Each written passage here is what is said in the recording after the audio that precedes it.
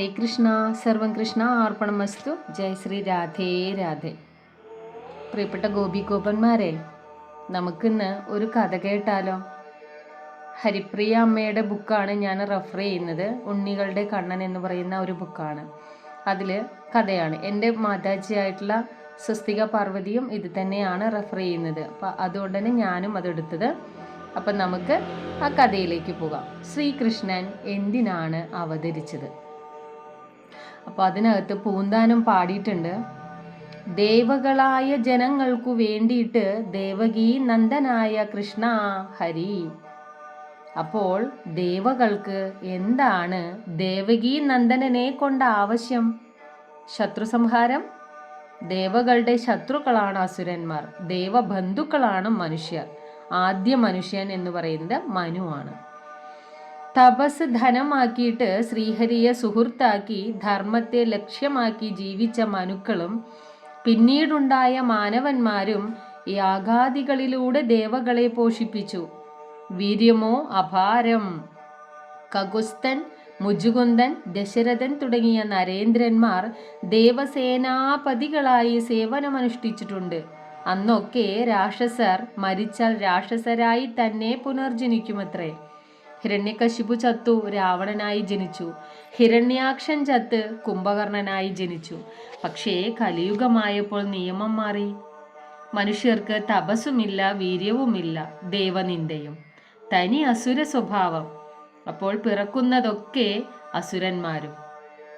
രാവണൻ ചത്ത് പുനർജനിച്ചത് ശിശുപാലൻ എന്ന മനുഷ്യനായിട്ടാണ്. കുംഭകർണൻ ദന്തവക്ത്രനായിട്ടും. കാലനേമി കംസനായിട്ട് ജനിച്ചു. ബലിപുത്രി രത്നമാല പൂതനയായിട്ട്. പിന്നെ അവരുടെ ശിഷ്യ പരമ്പരകളും.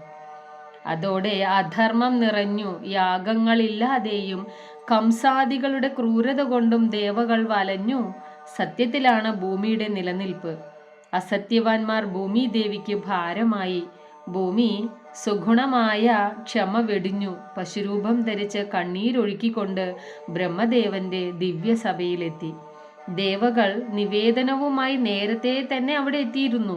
ദുർജനങ്ങളാൽ ചവിട്ടി മെതിക്കപ്പെട്ട് സമുദ്രത്തിൽ താഴാറായ എന്നെ പാലിക്കണേ ബ്രഹ്മദേവ എന്ന് പറഞ്ഞ് ഭൂമി ലജ്ജ വിട്ട് കരഞ്ഞു. ബ്രഹ്മാവ് ക്ഷമാദേവിയെ ആശ്വസിപ്പിച്ചു. വരൂ എന്ന് പറഞ്ഞ് പശുരൂപിണിയായ ഭൂമിയെ മുന്നിൽ നടത്തി ദേവകളൊത്ത് വിധി കൈലാസത്തിലെത്തി.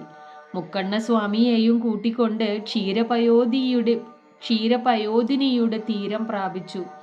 ധ്യാനിച്ചിരിക്കൂ എന്ന് പറഞ്ഞപ്പോൾ ദേവന്മാരും ഭൂമിദേവിയും കണ്ണടച്ച് പാലാഴിനാഥനെ ധ്യാനിച്ചു. അവരുടെ മനസ്സ് വ്യാകുലമായപ്പോൾ സമാധി ഉറയ്ക്കുന്നില്ലെന്ന് കണ്ട ബ്രഹ്മദേവൻ സ്വന്തം മനസ്സിനെ ഏകാഗ്രമാക്കി പുരുഷസൂക്തം എന്ന അദ്ഭുത മന്ത്രം കൊണ്ട് ശ്രീനാരായണനെ സ്തുതിച്ചു. സഹസ്രശീർഷനും സഹസ്രാക്ഷനും സഹസ്രപാദനുമെല്ലാമായ പുരുഷനെ കാണിച്ചു തരുന്ന സൂക്തം ആണ് പുരുഷ സൂക്തം. ബ്രഹ്മാവിന് ഭഗവാനോട് മാനസികമായി വലിയ അടുപ്പമുള്ളത് കൊണ്ട് ഭഗവാന്റെ മധുരവാക്ക് ബ്രഹ്മാവ് കേട്ടു.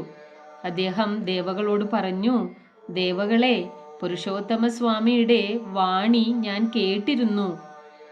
നിങ്ങളുടെ ക്ലേശമെല്ലാം കണ്ണനുണ്ണിയായി വസുദേവ ഗൃഹത്തിൽ അവതരിച്ച് ഭഗവാൻ തീർക്കും. 1000 മുഖമുള്ള അനന്തൻ ശ്രീഹരിക്ക് പ്രിയം ചെയ്യാനായി ആദ്യമേ തന്നെ അവതരിക്കും. ഏട്ടനായി അനന്തനും അനുജത്തിയായി വിഷ്ണുമായിയും നിങ്ങളും ദേവസ്ത്രീകളോടൊത്ത് മനുഷ്യരായി പിറന്ന് അവതാരലീലകൾക്ക് കൊഴുപ്പ് കൂട്ടുക. മിതഭാഷിയായ ബ്രഹ്മദേവൻ ഇങ്ങനെ പറഞ്ഞവസാനിപ്പിച്ചപ്പോൾ ദേവകളുടെ മുഖപത്മം വിടർന്നു. ഭൂമി പശുവും പ്രസന്നയായി സർവരും സന്തോഷത്തോടെ തങ്ങളുടെ ലോകത്തിലേക്ക് മടങ്ങി. ഇതാണ് ആ കഥ. ഈ കഥ വായിക്കുന്നതിൽ എന്തെങ്കിലും മിസ്റ്റേക്സ് ഉണ്ടെങ്കിൽ ക്ഷമിക്കുക. നിങ്ങൾക്ക് എന്തെങ്കിലും കൂടുതലായിട്ട് അറിയുന്നുണ്ടെങ്കിൽ അത് കമൻറ്റ് ചെയ്യുക. പാടാനൊന്നും അറിയില്ല, വലിയ കഥ പറയാനൊന്നും എനിക്ക് അറിയില്ല. എന്നാലും കൊച്ചു കൊച്ചു കഥയായിട്ട് ഞാൻ പറഞ്ഞു തരാം. അതിലെന്തെങ്കിലും തെറ്റുകുറ്റങ്ങളുണ്ടെങ്കിൽ ക്ഷമിക്കുക. ഇനി അടുത്ത കഥയിൽ നമുക്ക് ശ്രീകൃഷ്ണ മാതാവിൻ്റെ വേളി, ആ കഥയുമായിട്ട് അടുത്ത വീഡിയോയിൽ കാണാം. ഹരേ കൃഷ്ണ.